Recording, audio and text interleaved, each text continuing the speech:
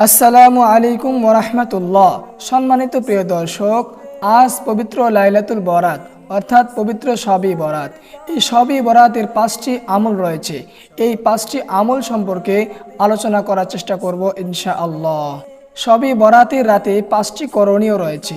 1 নম্বর করণীয় হলো এই রাতে নফল ইবাদত করা, বিশেষভাবে নফল নামাজ পড়া।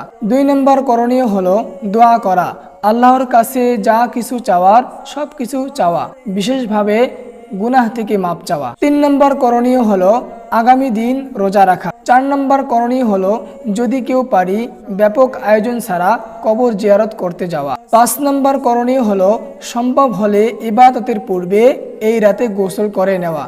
এই গোসল করা মুস্তাহাব। হাদিসে ও ফিকাহের কিতাবে এই 5টি আমলের কথা পাওয়া যায়। এই রাতে ইবাদত করার একটি সুবর্ণ সুযোগ। এই সুযোগে আপনারা সালাতুত তাসবিহ নামাজের আমল করতে পারেন।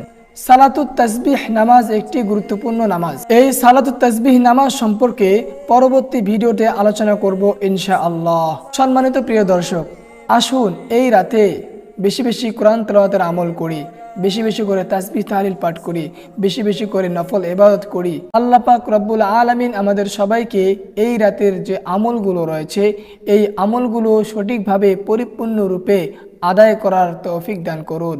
সকলে বলি আমিন। আসসালামু আলাইকুম ওয়া রাহমাতুল্লাহ।